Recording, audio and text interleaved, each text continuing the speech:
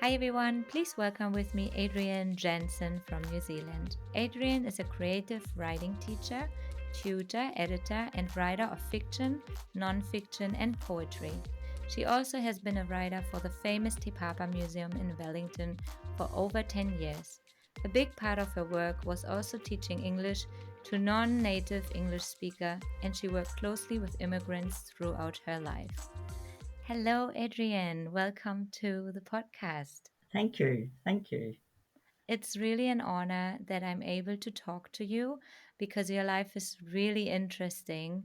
You have worked so much with immigrants, which is a perfect topic for me here with the Expat Immigrant Travel Adventure podcast.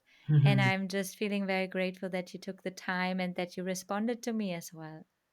Oh, I'm very pleased to do that because I think it's great what you're doing. And I think these kinds of conversations that we have about migration and the experience of migrants from lots of different perspectives and what we're all doing, I think they're really important. Yeah, Those kinds of conversations change our minds and change attitudes far more than policy, for instance. So that's I'm very true. pleased to be here. Thank you. I mentioned a couple of things from your life already, which are probably the major ones and probably the well known ones about you. But can you tell us a little bit about your life, how you grew up, and how also the topic immigrant kind of played a role in your early life? Mm. Well, that's a very interesting question for me too, and it's one that I've thought about quite a lot.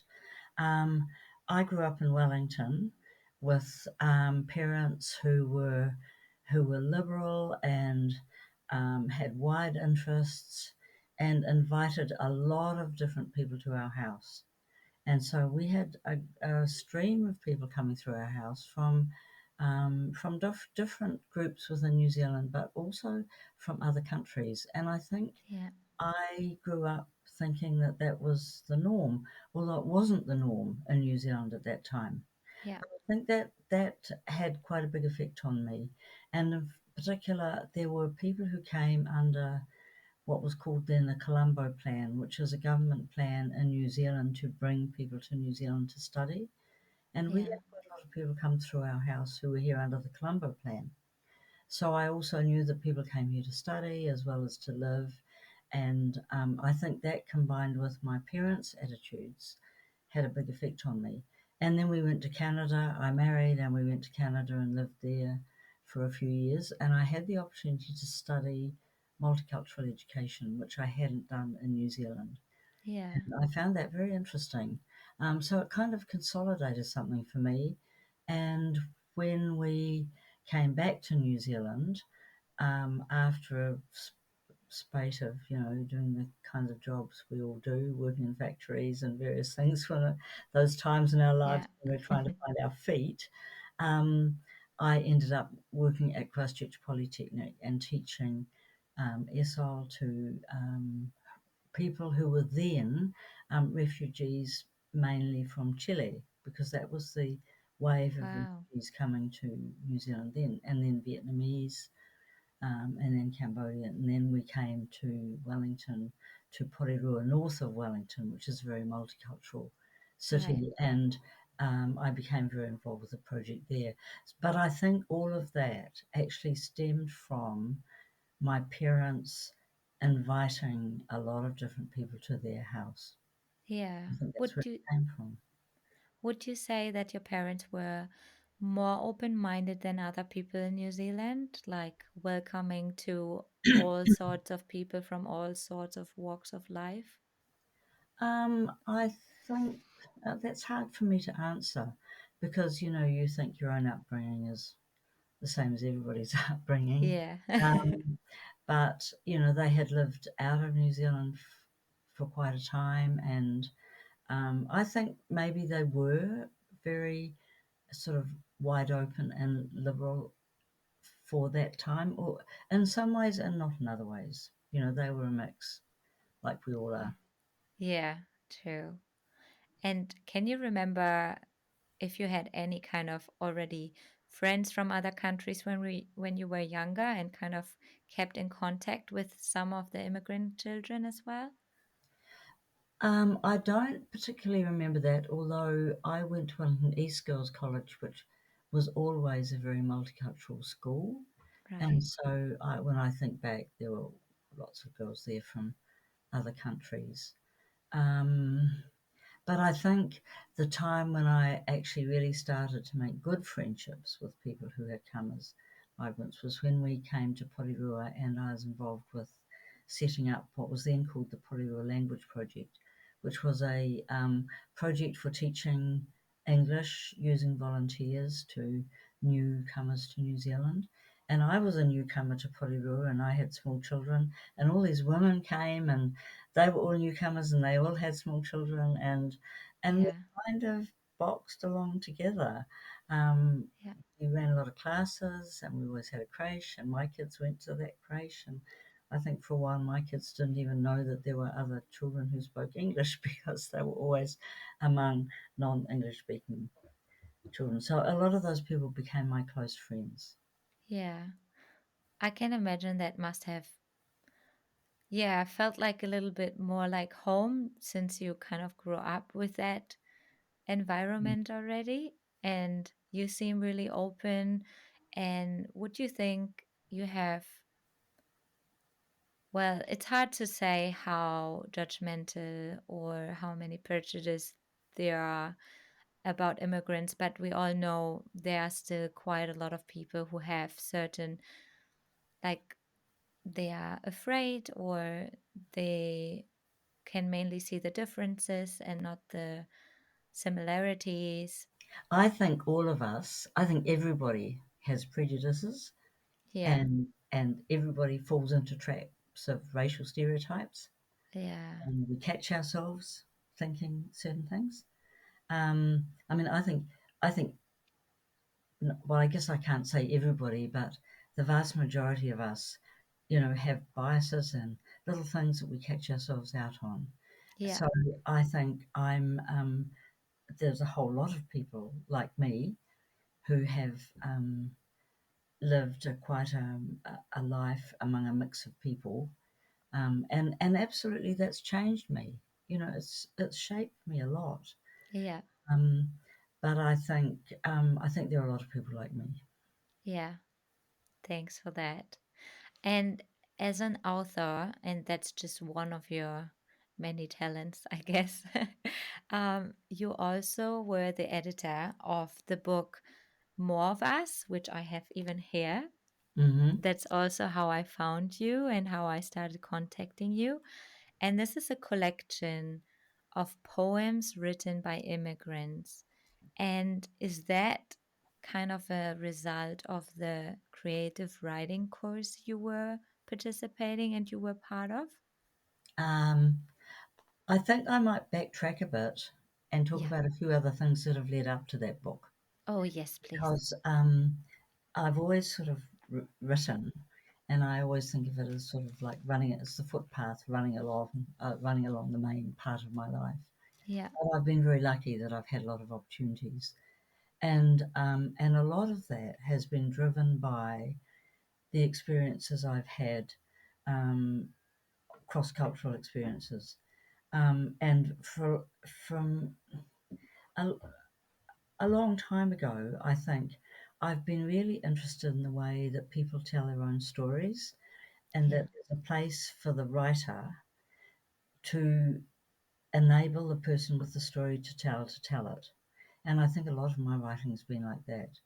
So I, and this is actually leading up to your question about more of us. I'm not going off on a complete, I know. I'm actually quite grateful that you start from the beginning yeah, because the whole story is what interests me too. So I'm just patiently waiting because I know that other books also had something to do with other people's stories. So yeah, right. So I'm kind of, I'm backtracking.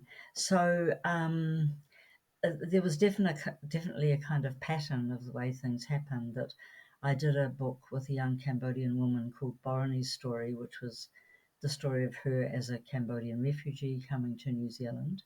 Yeah. which was widely used in schools and in fact still is. And that led on to an opportunity for me to do a book called I Have My Arms Both Ways, which was the life stories of 10 immigrant women. And really the driver for me was living in Porirua, which is often seen as a economically poor area, although it's actually a Mm. very mixed area. For a long time, there's been a big stigma against Porirua. So I'm a staunch supporter of Porirua. Um, I realise that in the areas where there are cheap housing, like Porirua, you get women, well, not just women, women and men, but I was particularly interested in women, who've led extraordinary lives in other countries. Yeah. And they come to a place like Porirua and there's cheap housing and they're kind of like a shadow of themselves. So I became very interested in how these women could tell their stories. And Yeah. that was the driver for that book, I Have My Arms Both Ways, which has actually been a really enduring book, um, maybe because the stories haven't changed a lot. Yeah. That's really Um, awesome. yeah, so I've done other books like that. I did a book of interviews with migrant taxi drivers, and it was the same thing. You know, there are lots of taxi drivers. Well, it's changing. It's changed since we've done that book.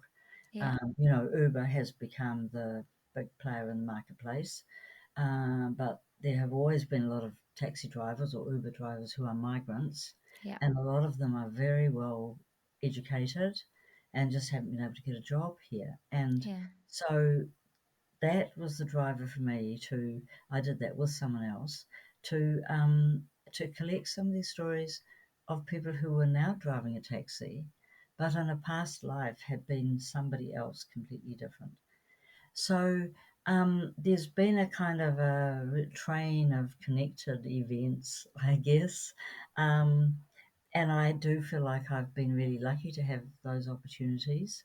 Yeah. But I think in 2016, two other women who both actually came from New Zealand, Karina Gajegos and Milena Stojavljevic, who has the most difficult name, Yeah. and I set up this little landing press, and we wanted to publish poetry that many people could understand. Yeah. And over the first couple of books, we really defined our territory, which is what we wanted to give a voice to people who mostly don't have a voice in New Zealand. And Yeah. so that book you held up was the third book we did, and it was poems by migrants and refugees. Yeah. And I think that was the book where we said, right, this is what Landing Press is about. Because poetry is great for that. People think that poetry is very esoteric or obscure or they hated it at school or something, but it's Yeah. not like that. You know, poetry is great for telling a little story or giving a little insight, opening a little window. And because it's short, a lot of people can write poetry who think they can't. Yeah. So that book it was poems by migrants and refugees.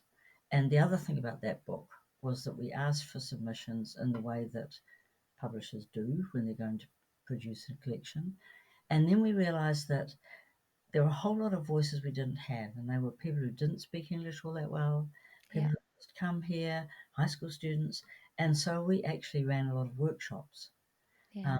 with people so they could write specifically for that book.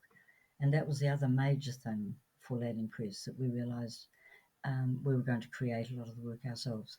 So that was quite a long lead up to that particular book, wasn't it? But shall Yeah. we talk about the launch of that book? Yeah. Because that book, we had planned the launch to be on Race Relations Day in um, 2019. And Race Relations Day was actually a week after the Christchurch mosque shootings. Right. And Okay. um, so we found ourselves in the centre of a storm. Like, well, the whole country was in the centre of a storm. Yeah. We had planned this really big launch because we thought, you know, refugees and migrants don't get a lot of status. Yeah. So we're going to have a big status launch in the National Library in Wellington, and we'd asked some diplomats from the countries in the book, and we had a cabinet minister who was launching it. And then, of course, suddenly, could we even do this thing? Yeah. Suddenly we were given permission to do it, and the National Library was completely locked down. We had armed police at the door Yeah. because there were all these foreigners coming.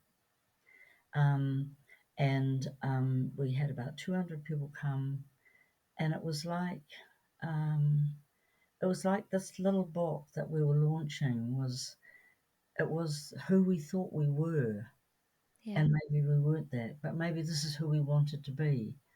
And we sold out that night and sold a lot of that book because it was just an extraordinary um, coincidence, a terrible and amazing coincidence. Yeah. Wow. And for everyone who doesn't know about the Christchurch mosque shooting, it's like definitely against immigrants.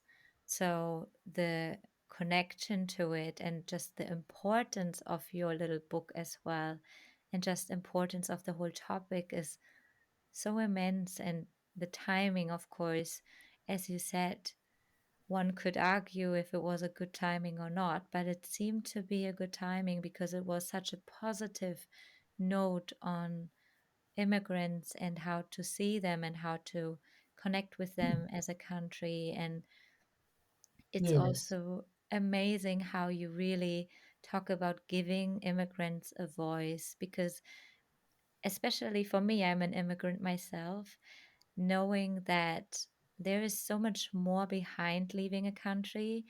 And for me, talking to immigrants mainly on this podcast, interviewing them, I get to know a little bit more about the reasons why they left. And of course, there are a lot of young people who just left because of adventure, but there are also a lot of families they didn't really have a choice or they didn't feel safe in their own country. And it's so amazing how you turn it around and you give people this voice and you are being curious and interested in those people's lives because let's be honest, not everyone is interested in the neighbors, the immigrants around you, or people who come to your country, and to actually have this opportunity for them to be heard and you helping them get the voice out. That's so beautiful. And I just really love how you do it. And it's just the opposite of what I did, but it's so great to see the view from someone who worked with immigrants but is not quite an immigrant anymore since you also lived in Canada. So Mhm. it's just very interesting. So thank you Mhm. so much for sharing that. And when you said a lot of people aren't interested, that's absolutely true, um, because sometimes they have never been exposed to anything outside of Yeah, their own experience, and sometimes, as you said earlier, there can be fear in that. yeah, Um, but the next, I'm just going to go back to Landing Press for a minute. The next book that we did was a book of poems by cleaners, yeah, and about cleaners, and we actually went and found cleaners. You know, we actually found cleaners and um, office blocks and rest homes and all kinds of places, yeah, and wrote with them so that to give them that voice.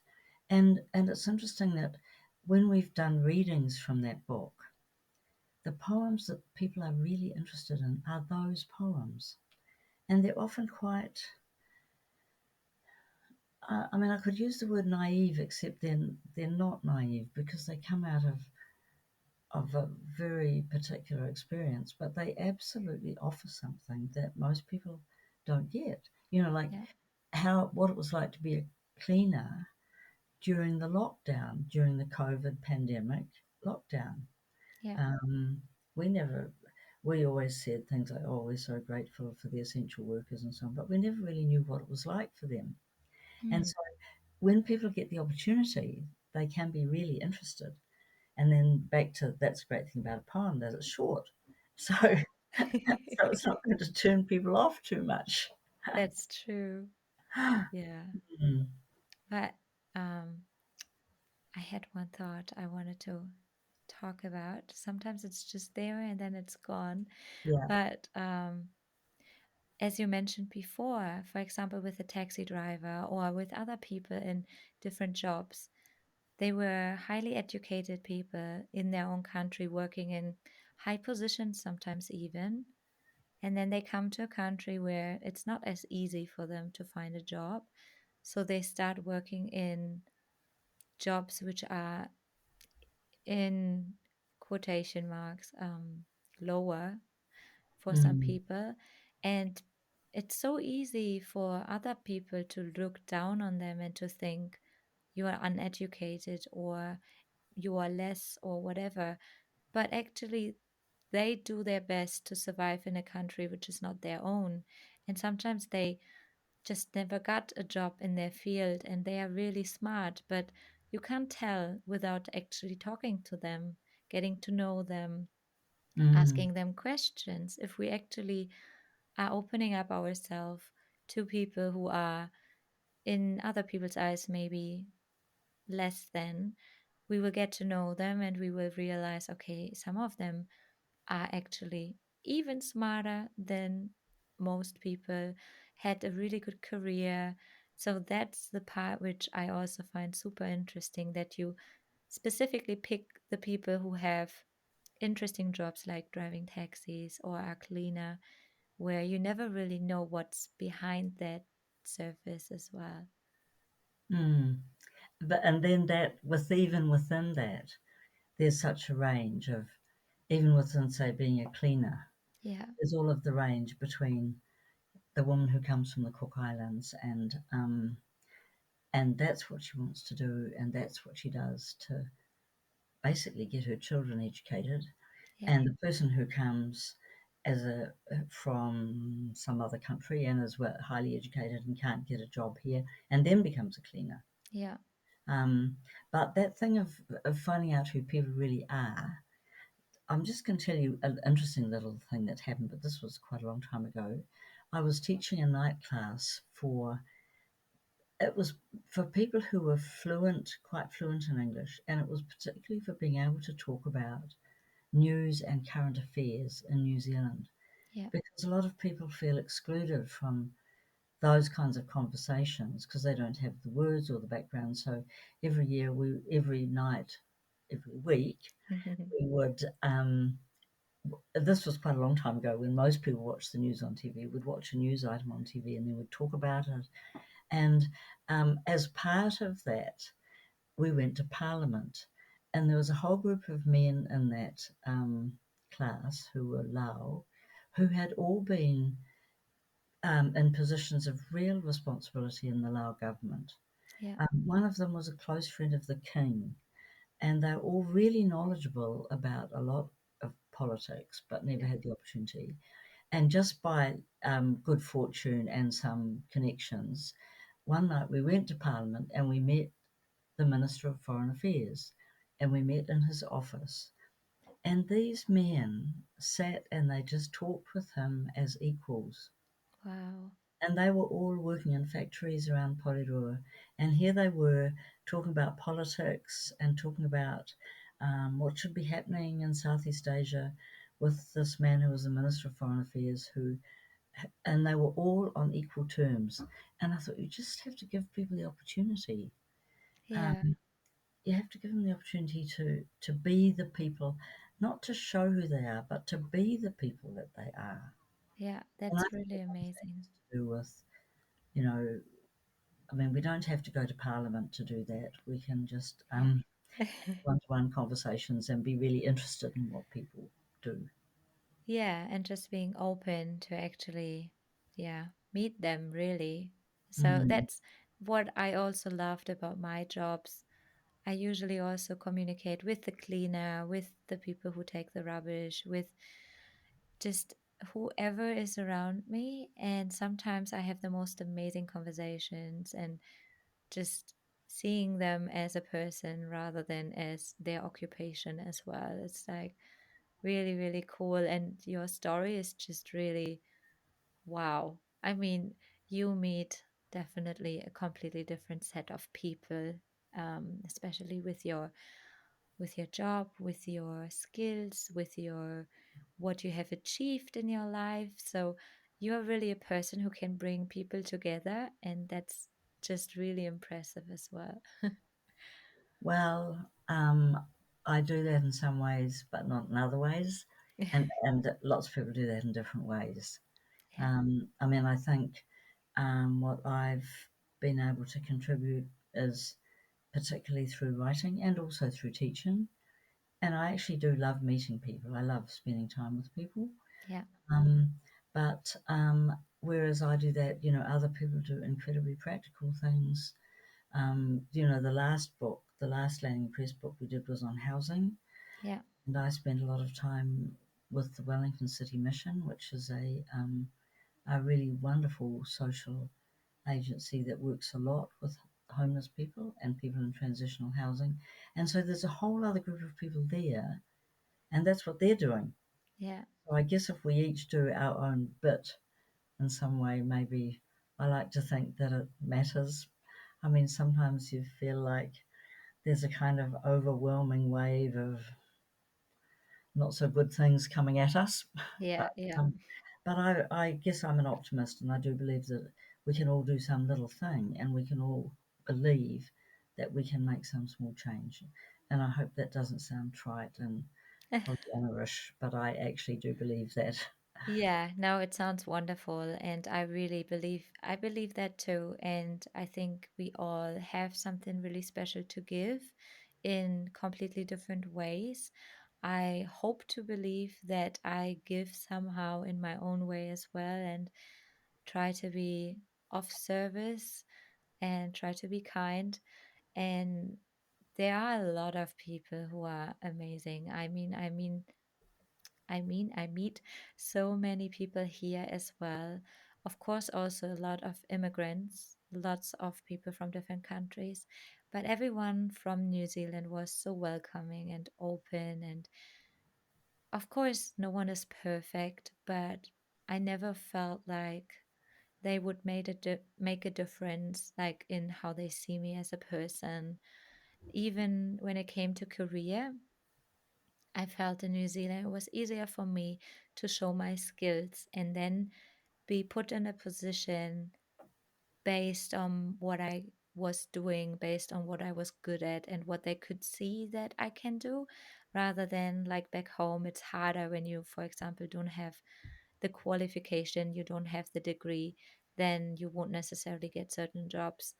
And that's what I really appreciated. And of course, it's not for everyone and everywhere here, but like little things make it easier for immigrants sometimes as well, just to be appreciated and to have someone who gives you that opportunity, as you mentioned before.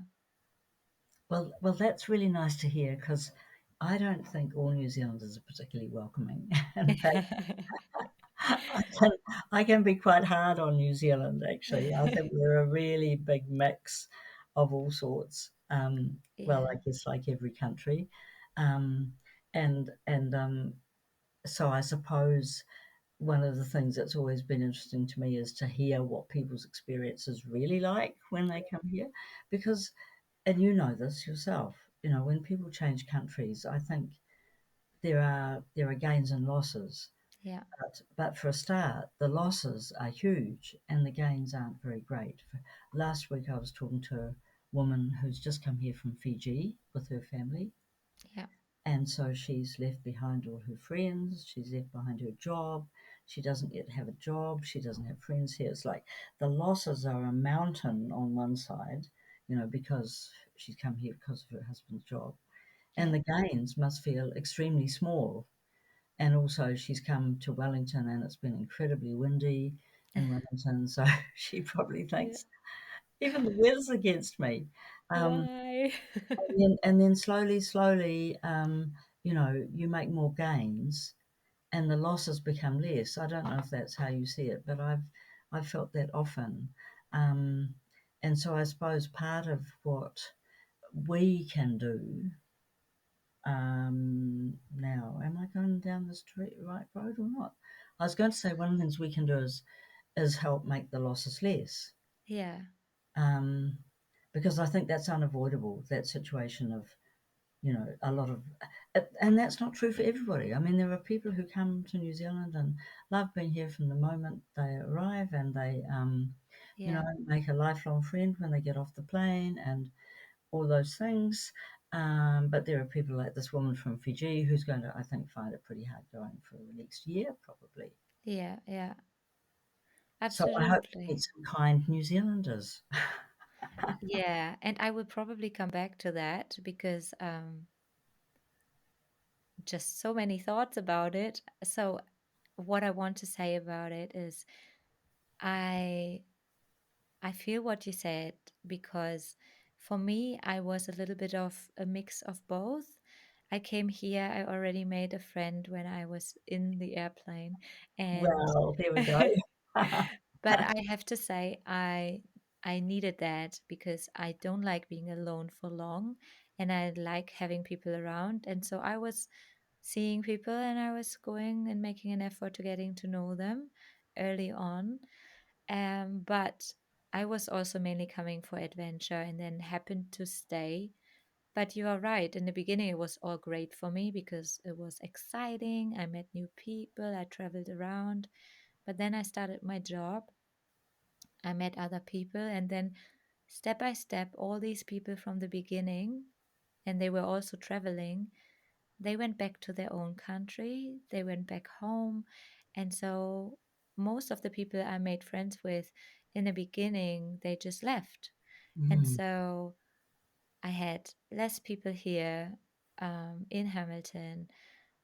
I missed my family, I missed my friends, and the longer I am here, the harder at the moment it gets because everyone is moving around. A lot of people are from different countries. They might move back or move to a different city, or everyone has their own life. So it's actually the longer I'm here, the more I'm thinking about my family and friends, mm, even though mm, I made really good friends here as well.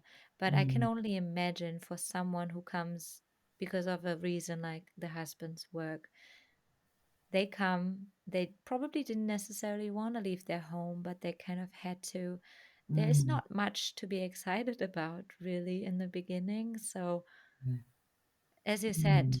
hopefully after a year and hopefully with some really nice New Zealanders, it feels a little bit less and the loss and the gain is balancing out at one point. But how was your experience? Have you noticed many New Zealanders dealing with immigrants in a negative way, or how was that? Because you mentioned you were not really having the feeling that New Zealand is really welcoming.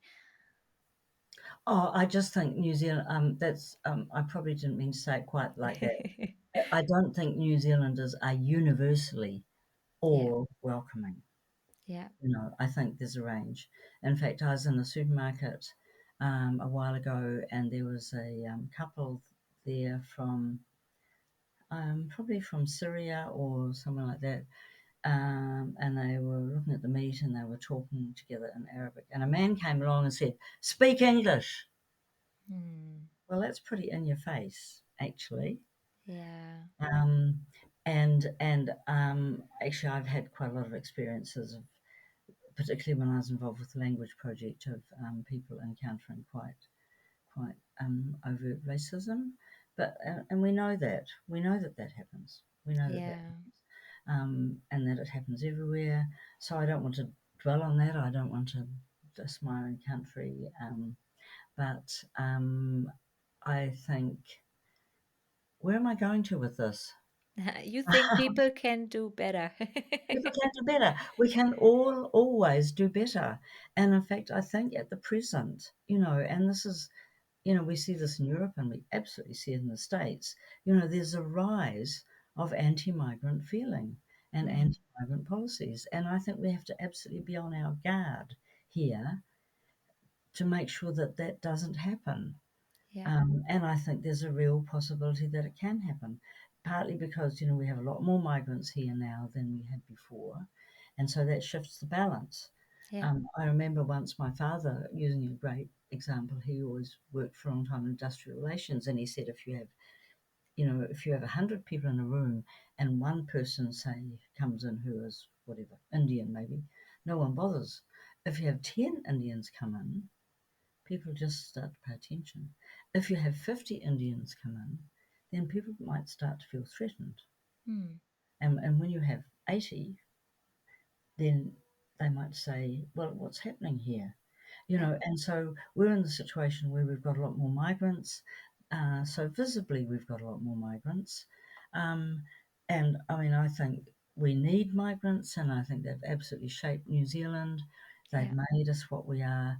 But I think we do have to really be on our guard against, this really creep of anti-migrant sentiment. Um, Yeah. it's not only here, but in I have many. to say, I'm very, very sad as well how my current country, like my country, is looking like. In Germany, it's also not going in the right direction. It's really, really heartbreaking to hear the news, read some stuff, and see which parties are on the rise and getting more votes. It's really sad, especially with our history. We don't want history to repeat itself, and somehow humans are always going to make same mistakes. And I'm just praying that that doesn't happen as well, because the whole world is kind of, yeah, it has this trend, I would say, and it's dangerous. But as you said, hopefully we are all on our guard. I have seen beautiful protests in support for immigrants in my hometown, in big cities. So I'm really, really proud of all these people who walk Mm, for diversity and for all the people from other countries. So that's beautiful to see. And also, because I'm an immigrant, I'm living in a different country, it's easy for someone to say, oh, with you, it's a different story. mm, No, you want me to be treated well in the country I'm currently in as well. So mm, if you don't mm, treat them right, how can you expect that other people treat me right here? So it's mm. going always both ways, right? So, what do you think can New Zealander do to actually make refugees or immigrants feel more welcome? Um, ask them home. Ask. Well, the other thing I come back to again, because this is what I'm interested in, is tell our personal stories. You see, if you come into a room and you have a hijab, or you have a gang patch, or you have a military uniform, I might make all kinds of assumptions about you. But as soon as you sit down and talk to me and I sit down and talk to you, we can't hold those assumptions anymore, because suddenly people are real people. So that's why I'm always really interested in people telling their personal stories. But I think that one-to-one contact is just matters hugely. And I don't want to romanticize it or anything like that, and we're not going to get on with everybody, and we're going to have difficult neighbors and difficult neighbors of all kinds. um, Yeah, but I think that one to one, those personal relationships are really important. yeah, I did another book quite a few years ago, called The Crescent Moon, which the Asian Face of Islam in New Zealand. And it right. was really a book that the Asian New Zealand Foundation did, and it was a counter to the rise of stereotyping of Muslims that happened after 9/11. Yeah, There was a lot of anti-Muslim feeling, and so they decided to do this book, which was like a series of snapshots and small stories of a very wide range of Asian Muslim people yeah, right across New Zealand. So I was the interviewer for them, and the photographer was a woman called Anne Westra, who's a very famous New Zealand photographer. wow. And we spent 6 months traveling across the country and interviewing people. And they were a really wide range of people. They were very conservative Muslims, and they were very liberal or nominal. There were women who were married, there were women who were divorced, There were people who had lived here all their lives and considered themselves Kiwi Muslim, Yeah. and there were people who had arrived quite recently. And it was a wonderful project for me. It was really wonderful project. It was like having the opportunity to sit down and have these conversations Yeah.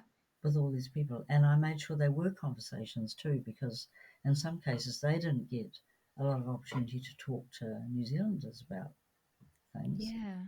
Um, and that whole project was about just showing this range of Muslims in everyday New Zealand life. And I think that kind of thing is really powerful too.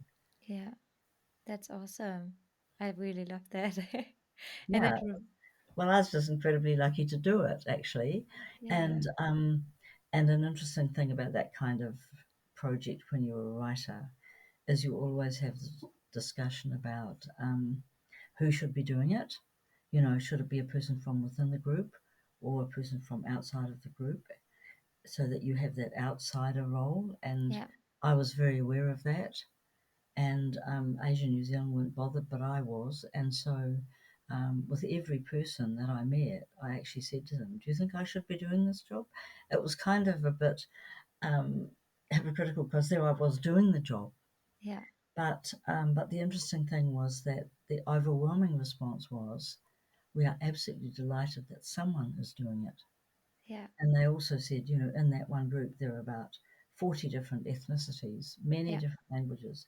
So any one person is going to be an outsider.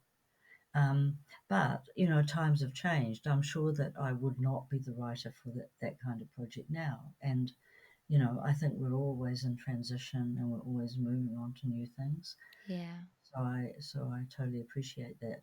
But it was an amazing opportunity, and maybe the kind of opportunity that you would like everyone to have. Yeah. Absolutely. And Mm. it sounds so interesting. And actually it reminds me a little bit on that time now, for example, where COVID hit and all of a sudden all the Asians got blamed for it. And Mm. I even have a friend. She's from Brazil, but she is Japanese descendant. And she had encounters where she got insulted and blamed for the virus and stuff. And she's not even from an Mm. Asian country. She's actually Yeah. Brazilian. So people just assume, have the stereotypes, and just throw it out there. And it's that that reminded me on this as well. It's probably could be a whole new project talking to different Asians and their experience of how they experienced COVID and how they got treated and what they actually feel like. Some of them might not be even like a lot of people were born in New Zealand, so Mm. it's really interesting, yeah. That would be a really interesting project, and maybe you could do that project. It's It would be, and I think when people do that kind of work, if it's publicised, then it becomes really illuminating to other people, yeah, um, who don't realise that that's what's happening, that they're making chance remarks or being careless or being fearful. A lot of it, I think, comes from fear. yeah. Um, and so that can be really illuminating. So I definitely think you should do that project. And you better Honestly, do it quickly because otherwise they'll forget. You know, oh, it's receding into the past already. wow. Honestly, I'm already like, I totally thought that would be a perfect project for you, but you're right. I also feel super interested in it. Maybe we should talk after this interview about it. I could definitely need like a pro in that regard. Well, I'm not going to hold you to it. I'm not going to do that project. I've got other things on the go, and I won't hold you to it either. But it But just yeah, would be, I think that kind of project's really interesting. yeah, definitely. Mm, yeah. I just wanted to come back to your poems because, or to the poems of the immigrants, because that's also such a big topic in your life and your main way of giving them a voice. I'm still reading your book, and I've noticed for me the definition of poems, I usually feel like I always needed a rhyme to make it Mm-hmm. a poem. But Mm-hmm. of course, not every poem is a rhyme. And so for me, it was interesting to read them. And some of them are just like thoughts, and it's short and it's interesting. And I was wondering, was there any particular poem which was either sticking out, or you really kept it in mind, it really was standing out, or it touched you in a particular way, or something which is was so powerful or present, or just something that kept you were keep thinking about it and was staying in your mind, and why? Um, from that book, do you mean? Even not from that book, like poem in general. If it's Oh, one from the yeah. book, Yeah. then sure.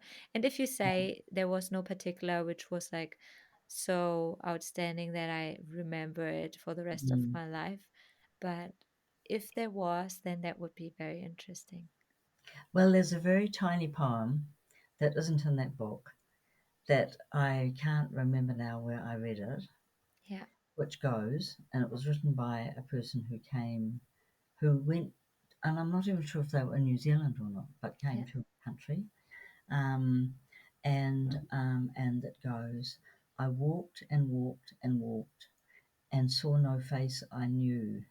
I walked and walked and walked, and no one knew my face. Wow. Yeah, that's a poem about such loneliness. I've Yeah, always remembered it. But with that comment of yours about that a poem needs to rhyme, um, well, there are a lot of poems that rhyme, and there are a lot of poems now that don't rhyme. yeah, But I think there is a difference between prose and poetry. I think poetry has a rhythm to it, or has some kind of music about it, and it's also quite concise. It uses language a bit differently. But yeah, because we are really encouraging people who have not written anything, let alone poems, to write, then what comes up is a little bit different. yeah, Because what I've often done with people, well, sometimes we just let them tell us it's a little story.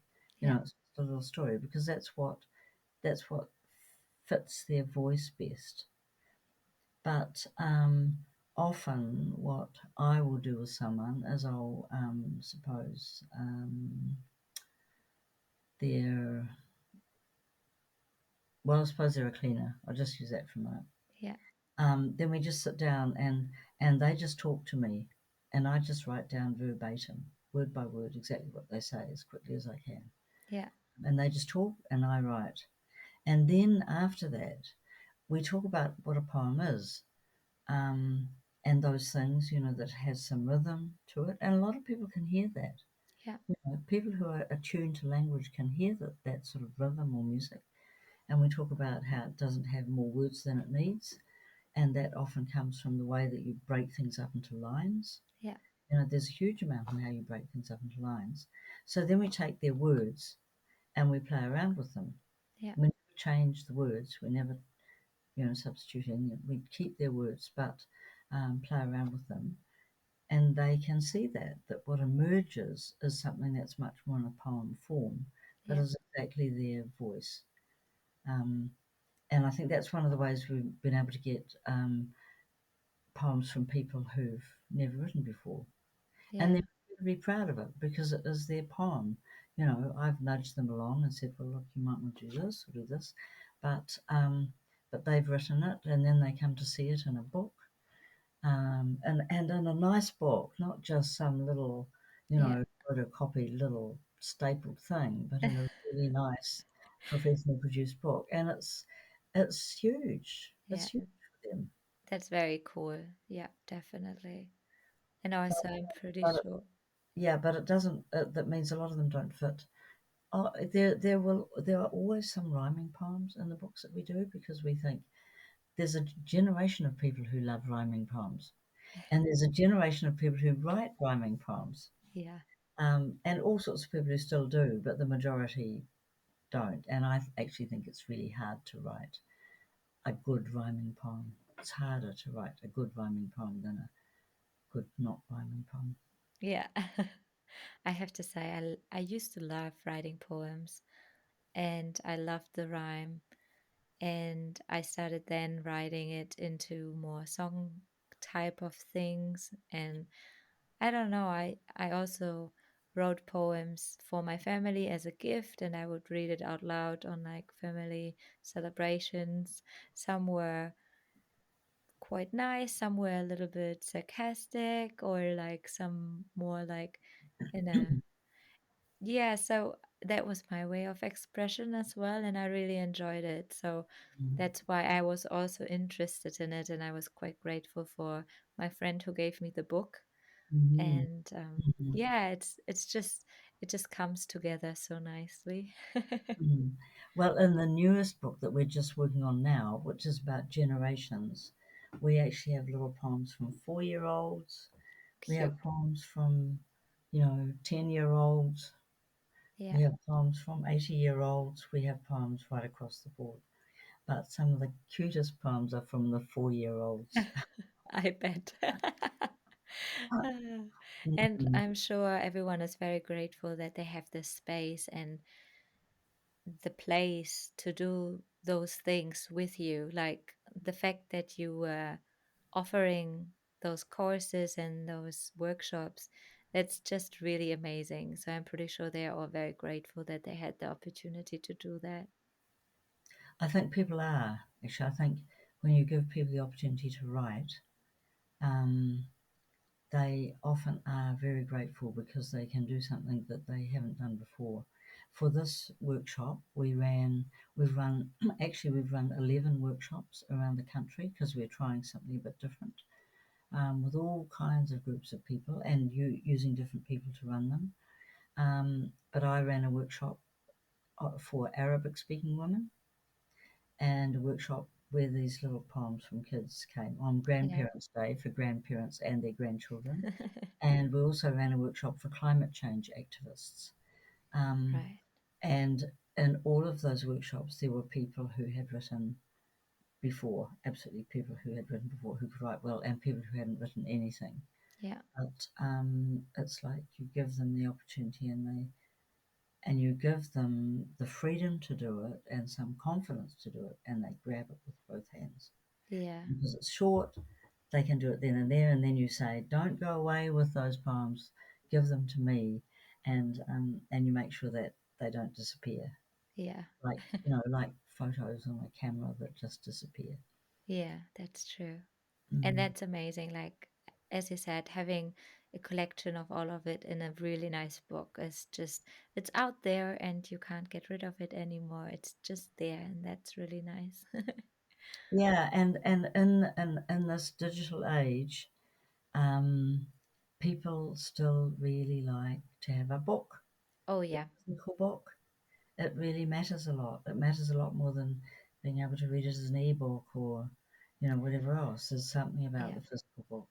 Me too. I love having it in my hands and going from page to page and having the smell of the book. And The smell. yeah, I don't know. Yeah. I like it. And I have Mm, to say, I'm one of those, but that's probably not necessarily a good thing. I also love to own it.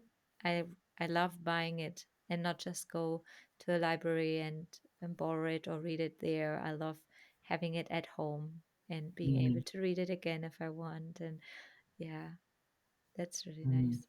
mm. So before I ask you the last question, is there anything else you would love to share with us today?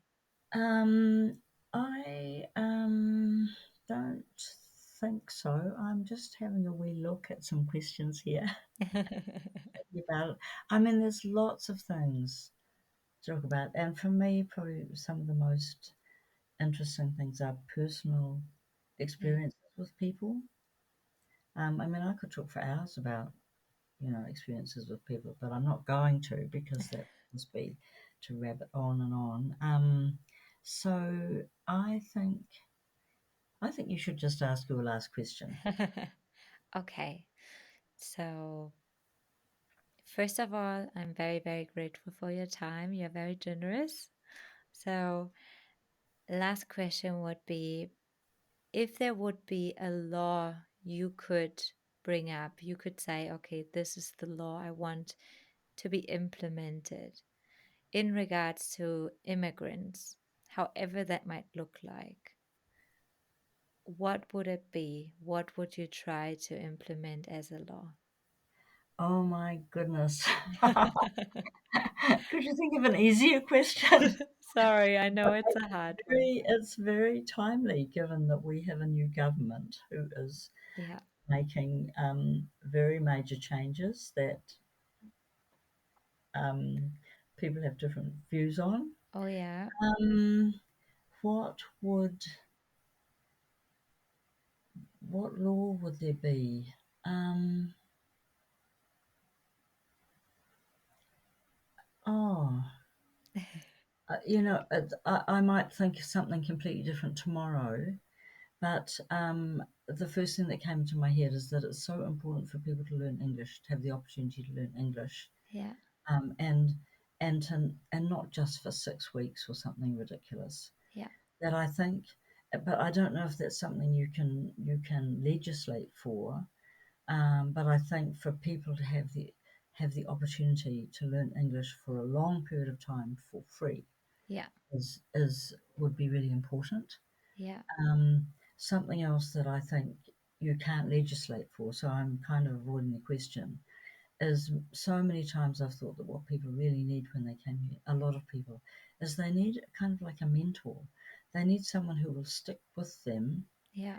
not just for 6 weeks again, but for a period of time, like this woman from Fiji, who really needs someone who will work with her to help her get a job, to find her feet here, Yeah. and stick with her over a period of time. And there are absolutely people who do that, Yeah. but it's quite random, I think, where that happens. Um, but then I don't think you can legislate for that either. But you can legislate for migrants coming and having proper working conditions. Yeah. And at present there's a lot of publicity about migrants who are coming, living in very poor conditions, being absolutely ripped off by employers. And I think all of that could be prevented. And I Yeah. think it could be legislated for. Yeah. And maybe there is legislation already, but it's just being ignored. But I think we could do so much better in that area. Um, Yeah. so I've given you some choices. I actually love every one of them, but also it was more like you could even have said, I want the government to give every immigrant whatever 50 days $5,000. of food. Like it doesn't have to be, it was more like even if it is completely out of reality. So it was more Oh, like well, coming from heart, and you were pretty much close to reality anyways. So if it is like able to be implemented or not, just the thoughts you had about it were really, yeah, coming from your heart and are very realistic ones as well. So who knows what the future might hold for us. who knows? Who knows? Yeah, Thank you so much for the opportunity to talk about these things because I think what you're doing is really great. thank you. Um, and I really appreciate that. I appreciate the time. Thank you so much. I appreciate having that conversation as well, and you giving me the opportunity to talk to you about those topics. And also, thank you so much for actually being so engaged and involved with immigrants. I'm pretty sure they are all very grateful for that. And you give them space and opportunities, and that's really amazing. So, thank you so And much. and they give me space and opportunities, Yeah. and it's such a two-way thing. I think that's something we always need to remember. It's just absolutely a two-way thing. Yeah. So, thanks a I lot. understood. Yeah.